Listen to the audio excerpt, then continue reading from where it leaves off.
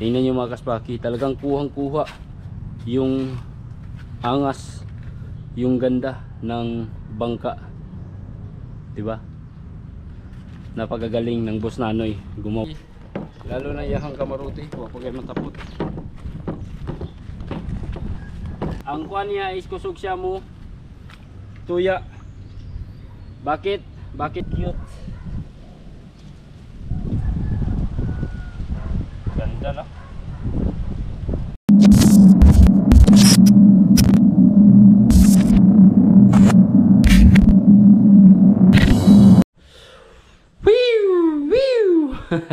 Good morning mga kasprakoy.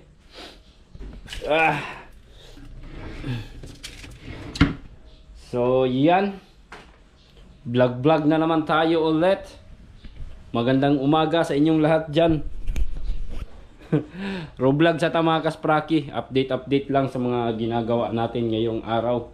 Kagagaling ko lang mag bisikleta. Hindi na ako nag vlog kanina, magbike. Ito yung gamit natin mga kaspraki. Ayan, malapit lang naman para lang makalabas yung pawis natin, mapagpawisan tayo ng kahit minsan lang ba. Importante kasi yon sa ating katawan. Hala, wala rin kipalong binakuuguan. Magprito ako sa inyong sudan karon mga kaspraki. So maya konti mga kaspraki, ito i-review natin to. Panoorin nyo mga kasprakatak itong vlog na to dahil i-review natin itong bangka na to mga kaspraki. Kalikuti natin kung anong meron sa kanya, no? So mamaya na, para ma-excite naman kayo dyan. Bahalag walang manood sa atin, no? Basta may vlog tayo. Importante kasi ni YouTube yun mga kaspraki. Yung mga umiiwas sa akin, okay lang, babalik rin kayo. Alright, so ngayon mga kasprakatak, libog naman sa kong buhaton. Basta makahawid na tag-camera, mag-vlog karon kay wala ko isudan, medyo nagutom tayo mga kaspraki. Sayang kay ito ang gisikat, gipagawas, tapos pagkahuman gutomon na puntag maayo. Grabe gutom bitaw gyud, gigutom ko. Kaya ito, meron akong paksiw. Itong isda na to mga kasprakatak, sa diha ra ni, no? Gi-store na ako diri sa ref, freezer.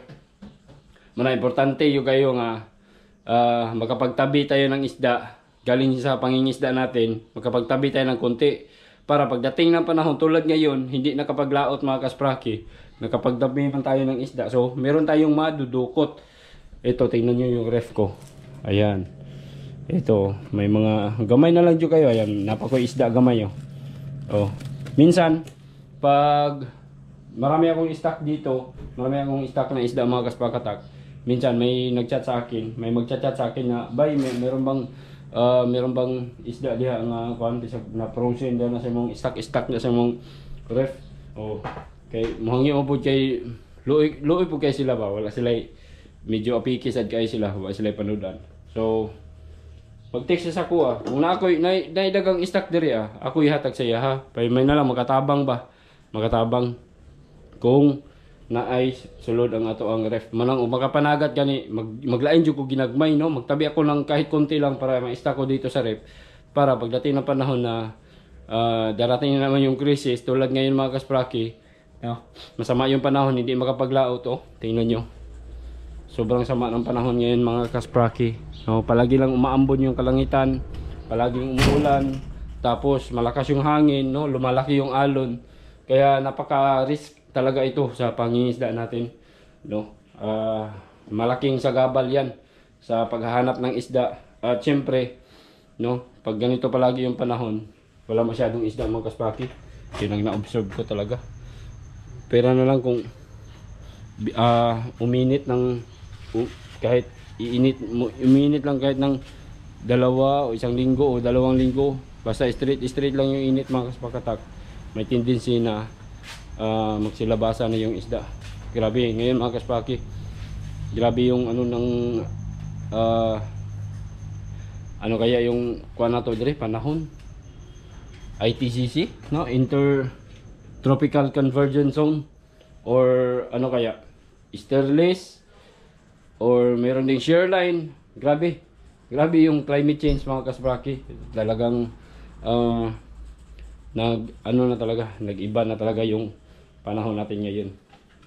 No? Then, syempre, wala na sad kayo isda. Siguro, numuto ko sa mga kaspakatak, naniniwala talaga ako sa overfishing. No? Kasi, sobrang dami na kasing mangingisda ngayon. No? Siguro naman mga kaspakatak, siguro isa din yun sa pagkaubos or pagka wala, no, na parang nauubos na yung isda. Pero di ko mo to mahurot yun na siya, parang ano lang ba kanang kung ano pa mas marami yung consumer tapos humina lang yung supply dahil sobrang dami na yung nanguhuli. Pero babalik rin yan mga kaspakatak, naniniwala pa rin ako na mabibigyan pa rin kami ng isda dito sa aming lugar.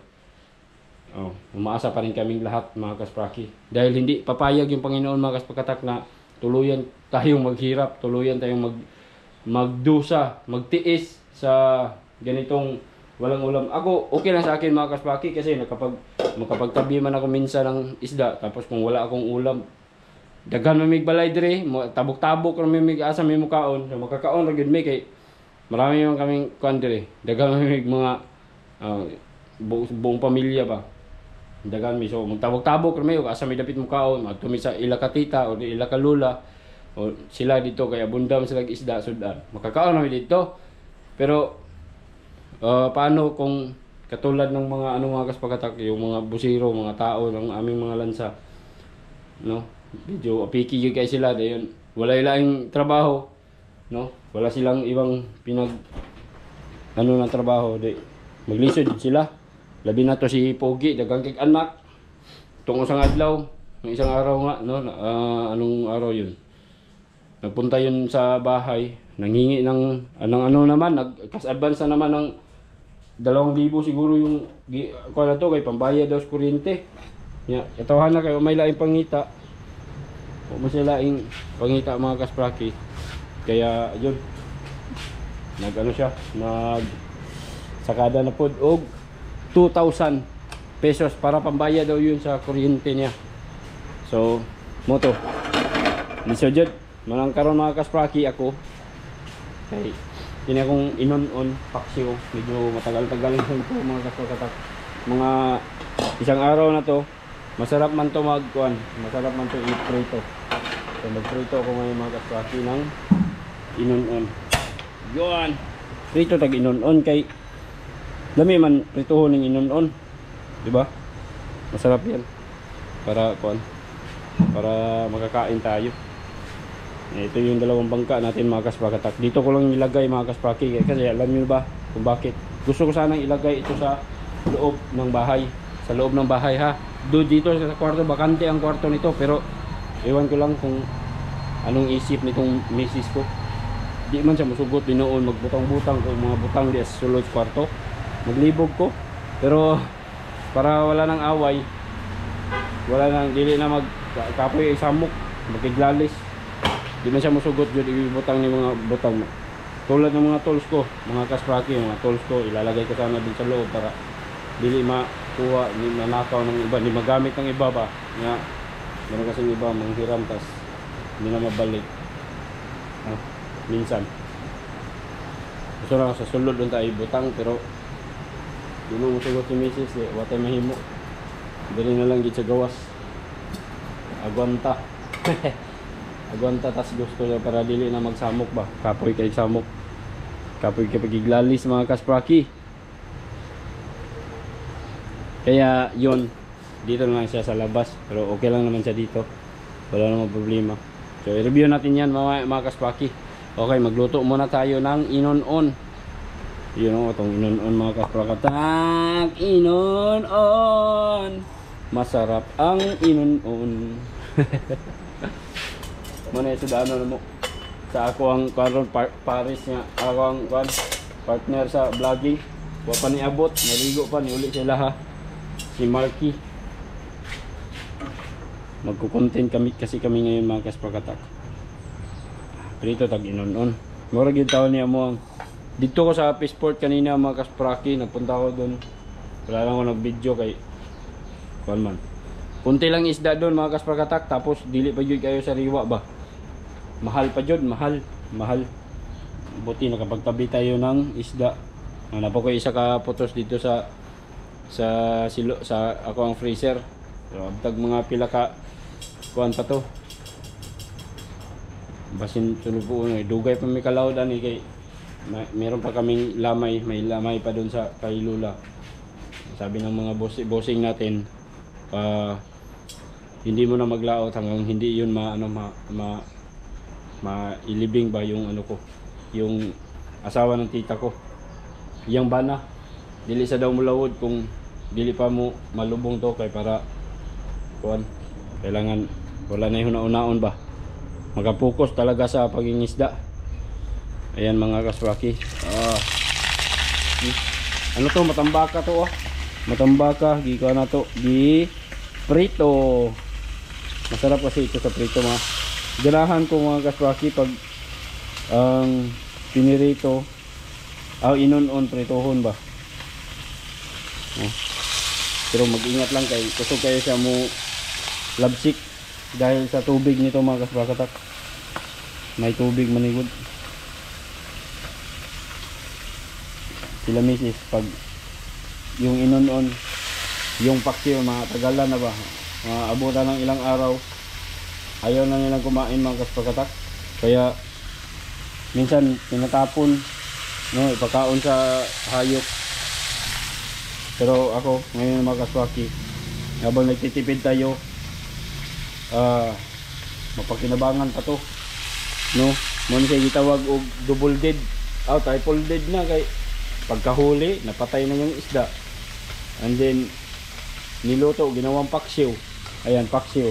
Tapos pagkagaling niya sa paksiw, ayan, inon-on na po, prito na sad siya. Wala na, double dead. Doon lang ako ni mga kaswaki kay para kuan hindi masayang. Pero itong iyahang sabaw, di ko muna to itatapon. Alam niyo ba kung bakit?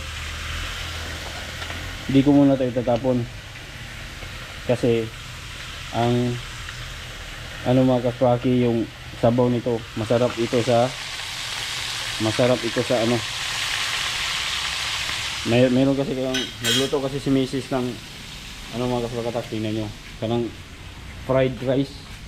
Nindot kayo, lami kayo kanan, lami kayo ibahog diari sa fried rice. Ayan, may fried rice si Mrs. Napiwi karne, guys. Pati sa to ang kanan pero gamay ra ito kauno no kay para lang makuha na itong kagutom, diba?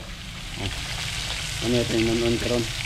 Alright, so update ko kayo mamaya mga kaspakatak. Ayan mga kasprakoy, ito na ito na yung pagkain natin. Paksiw ito mga kaspaki, ginawang pinirito. O yun. Tapos meron tayong dito, meron akong bangus. Oops, tanggalin natin to. Ayan, may bangus ako dito mga kaspakatak. Ininit ko lang kasi inihaw na bangus yan. Masarap yan mga kaspakatak. Masarap na yan pagkain yan.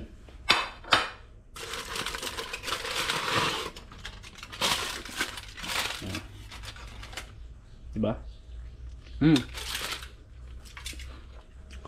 Ulam na ulam pa rin, no? Diba? Para makatipid tayo mga kaspakatak, magtiis lang muna tayo sa mga kuan ba, magdaginot ba? Daginot. Daginot kay wag yun, napiki. Sobrang talaga kasi mga kaspraki, yung tao dito.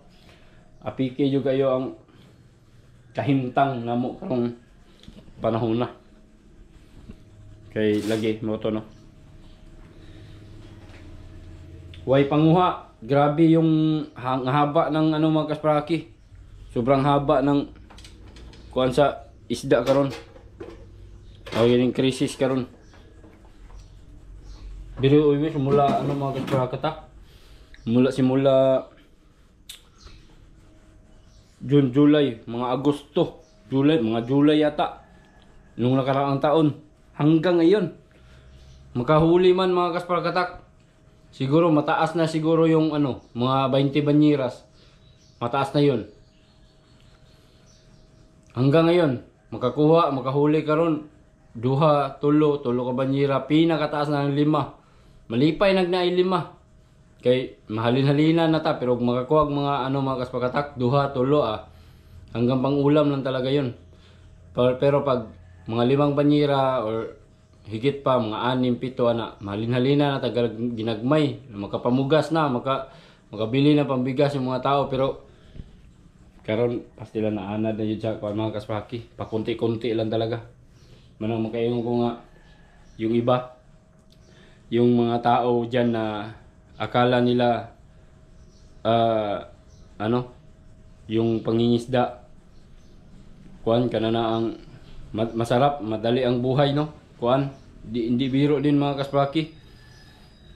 No? Ako ganito, nakapagpundar ako nitong bahay mga kaspakatak, galing na ito sa pangingisda. Pero kung may swerte, kung ano ba, pag may naipon ka, i-ano mo talaga agad sa ano, i-ano mo agad para meron kang makita ba nga ano,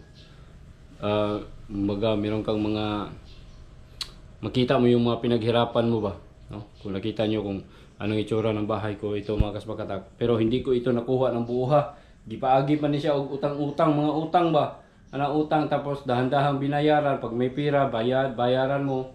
Lahat ng mga gamit ko dito mga kaspaki, dito sa bahay, dumaan ito sa utang. Hindi ito binili agad na may pira kang buong pira na ibinili mo agad. Yan, mga TV ko, ref. Kahit pagbuo nitong bahay ni mga kaspakatak, hindi ito buong pira ko talaga na nangutang pa ako nito para makabuo ng bahay. No? Ganyan lang mga kaspaki. Nababaon na tayo sa utang, pero okay lang naman, nakakaraos pa rin naman mga kaspraki kahit nababaon tayo sa utang, no? Pero yun, okay lang mga kaspakatak, tuloy pa rin ang buhay, ayan. Kaya laban lang, no? Naniniwala pa rin ako na sa mga susunod na araw mga kaspraki, hanggat hindi mauubos, hindi matutuyo yung dagat, tubig dagat, hindi talaga mawala yung isda. Darating din ang panahon na mabunda na putag balik, no? Masaya na punta, balag kapoy sa trabaho, basta naikuha, maroon po na itong kalipay, di ba? So tara, kain muna tayo mga kaspraki, kaon sa ko. Matagal man si Marco naabot, pabuton tato na ako magdungan mi, pero dugay man gigutom na ako maguna sa og kaon, okay? Update ko kayo mamaya. Yo mga kaspraki, tapos ako kumain. Uy Marco, ni kaon na ka? Wala pa rin ka ni kaon? Ngapira ko. Bao nga ni bata pagkaon sa diri. Sulod balay. Tapos ko katoy kuan dito. Naisudan dia. Wa pamli kaon din ako ang kauban di ay. So maya mga kaspaki, pagkatapos kumain ni Marco, i-review natin to. Sukatin natin kung gaano siya kahaba, gaano kalapad, at gaano ka taas yung tindig niya mga kaspakatak. Okay, so maya konti pagkatapos kumain ni Marco Pulo. Okay, yan, dalawa sila oh. Dua sila kabuok. Then ipa-lutaw pa nato mga kaspakatak kung unsay itsura niya sa paglutaw ba. Dito niya. Kain mo na si Marky. Yan si Marco, naggutom. Toy, kuan na to, katong ka na sinanlag, di ka ganahan sinanlag. No na. Ha? Na may kuan na sudan na daan. Gwapo kay na. All right.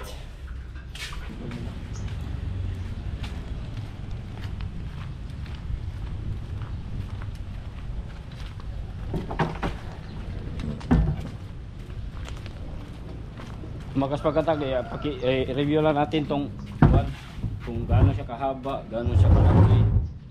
Makita nyo naman mga kaspraki, itong Ang bangka na to.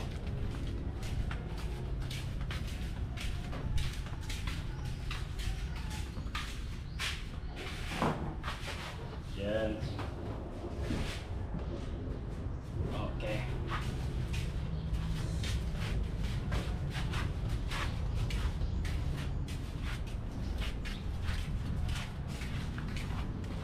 Para magkaroon kayo ng idea ba kung baka sakaling gagawa kayo ng bangka mga kaspraki, meron na kayong idea kung gaano siya kahaba, gaano kalapad.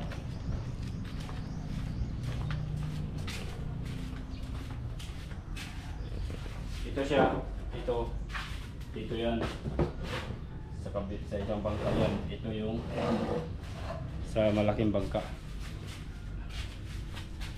Gamit tayo ng mitros. Ato siyang stock doon. Unsa siya kadako. Okay. So ayan mga kaspraki.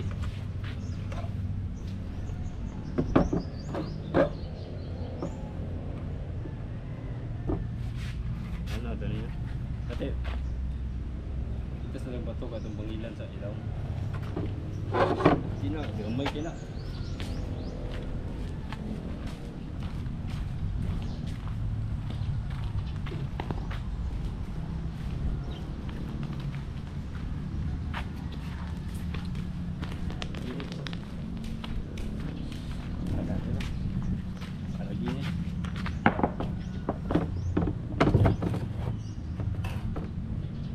Okay. Yan. So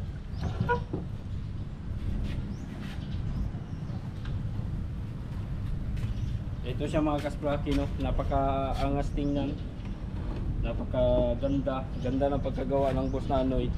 So ang gumawa pala nito mga kasprakatak ay si Boss Nanoy, ano, yung boat captain ni Domsidos. At ayan, sukatin natin mga kaspraki kung gaano siya kahaba. Baka sakaling gagawa kayo ng ganito, meron na kayong idea mga kaspraki. Ayan, tingnan natin, no? Gaano siya kahaba. So 160 inches mga kaspraki, no? 5.3 feet. 5.3 feet yung haba niya. Tapos yung tindog niya ay 6.9 inches or 18 centimeter. Pero sa logram ni mga kaspraki, okay, ito mga 16 ang salog gani sobre man ni agani niya na may daydaya, no, na may sobre mga kaspraki, habog man salog ra sa tapat. Kumbaga gipatong ra man na siya, no, pinatong lang yan. Tapos yung kilya niya, sukatin natin sa ilalim mga kaspraki.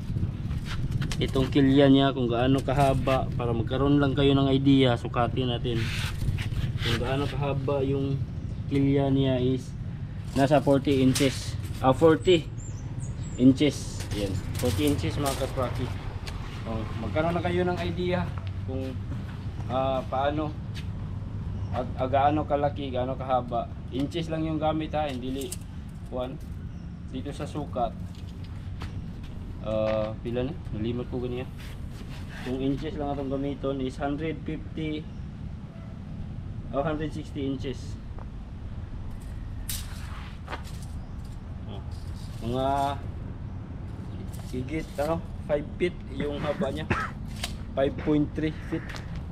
Tapos meron itong kamarote niya, yung tindig ng kamarote niya mga kaspraki ay pila ka? 11 inches. 11 inches. Yan, 11 inches yung tindig ng kamarote. Kulang kamay, wakabot og ano, wakabot og usa ka pi. Ang gitas on po 17 ang gitas on sa babaw. Ang mga 18 diri sa babaw, hapil sa 19 gani day. So ang lapad nitong bangka mga kaspraki, sa gitna ata magsukod Yan 14. So higit isang kuan 14 inches yung gilakdon niya. Pero napakaganda mga kaspakatak, napakaganda tingnan, napakaangas. Nilagyan na rin ng palo. Ayan, no, inasimbol talaga ito ng Boss Nanoy. Nilagyan niya ng boom. Ito, may boom siya, T-boom. Talagang katulad talaga ito nung ginawa niya, yung kay Dom si Dos. Ayan, ginawan lang niya ng gikuan na lang niya pandikit. Yeah. Napakaganda mga kaspaki. Then gusto ko lang malaman yung mga kaspakatak, ang bangka na to ay binibenta niya ha. Sa mga gusto lang bumili mga kaspakatak, binibenta niya itong bangka na to. Sa ganahan lang i-comment, mag-message lang kayo sa akin kung interesado nyo itong bangka nito. Kung ganahan mo aning mo palit. Basing ganahan mo palit baligyan niya kay magama siya og bago. Gagawa siya ng bago mga kaspaki. Yung maganda pang design, mas maganda pa siguro yung design na gagawin niya nito. Tingnan niyo mga kaspaki, talagang kuhang-kuha yung angas, yung ganda ng bangka. 'Di ba? Napakagaling ng Boss Nanoy gumawa mga kaspaki. Sa pintura din, no? Napakahusay. Dito kung nakita natin may mga bakas or kuan mark, ano siya ba, na siya inagian bitaw sa kuan sa kahoy kay iyang gikuan na ni murag ipataplak naman yan yung mga stick bitaw nga pinagipanipis niya mo yan gamit nga wood scrap.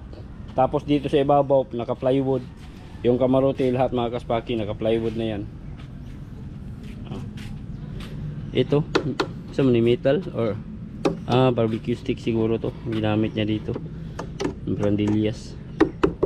So butangan nato ni siya og mga suga siguro para manindot man siya magabi. Ato ning design na nato ning mga suga siguro mga kaspaki para nindot po diri. Butangan nato og suga diri kulay green at pula, then tangan nato og palo mga antena para makompleto siya. Para naging siya og bangka diri. Butangan po siya og na daw ko na yung Andre kanang mitiran ay na kanan na may mitiran na. Yes no, napakaganda. So tara mga kaspaki, palutangin natin. Ato na pong i-review ang iyang lutaw. Tingnan natin.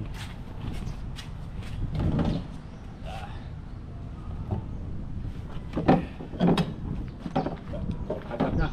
Wala pa magod niya matapot mga kaspaki. Lalo na iyang kamaruti, huwag po kayo matapot.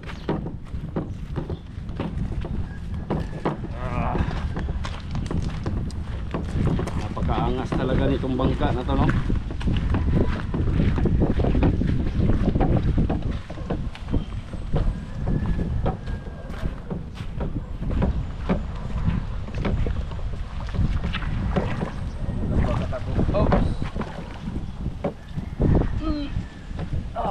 Wow, sobrang ganda.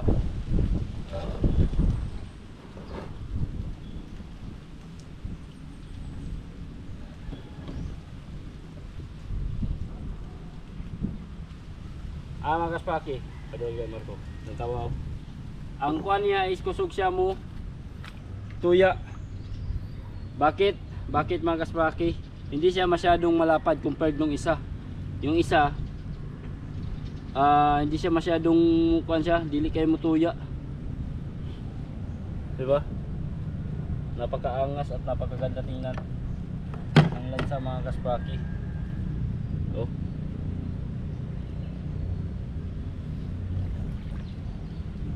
Gwapo gyud kayo lutaw. Oops. Malayo ka. Para ba tayo hukom?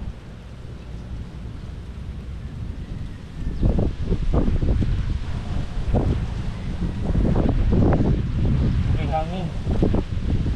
Tangan dyan nato ni PC, no? Magkapunduhan na to. Magkapunduhan na to nga.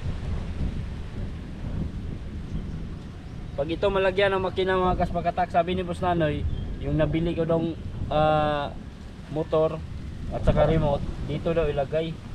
Ang problema, hindi pa ako nakapag-order ng propeller shop mga kaspraki, so kukulangin yon. Magantay na naman ng mag-order po ko.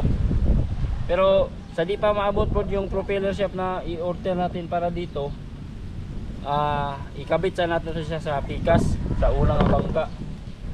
Sige mo tuya oh. Then maganda ito mga kaspraki, lagyan ng lambat dito para maging totoo talaga siya. Pakilig yun siya magkuhan ng hangin oh. Ha? Ayos oh. Napaka cute. Ganda na.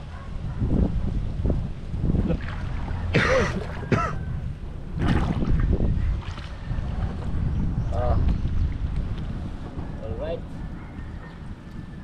So yung mga kaspakatak, abangan nyo na lang yung ano yung yung dumating yung in-order ko na motor at saka remote. Ikakabit namin dito, either dito or dun sa una, sa isa. Napakaganda talaga. Wow. Ayos. Okay. So tago muna natin mga kaspraki.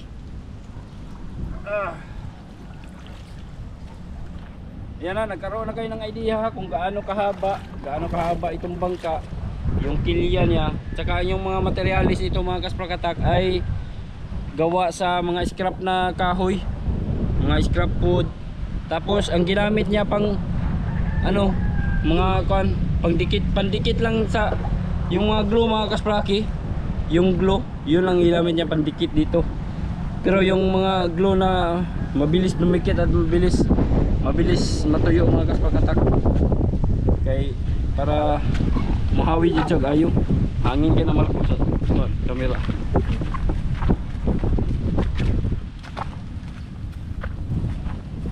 Okay, so ngayon tago muna natin to.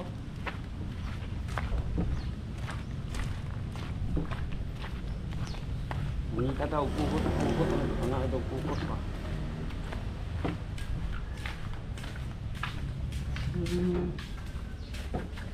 Dah.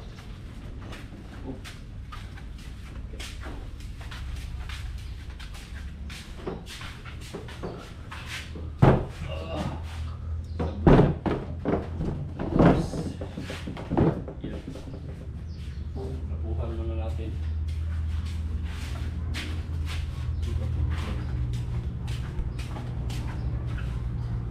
Nasa natin mga kasprakatak para hindi siya kuan.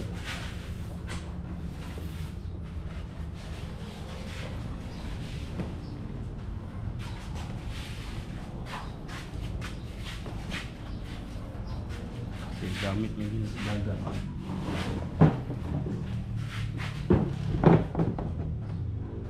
Ibot na biyang kamuruti oh.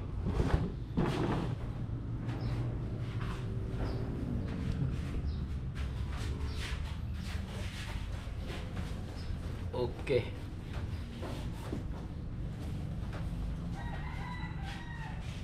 Para hindi ma-fade yung ihang pintura.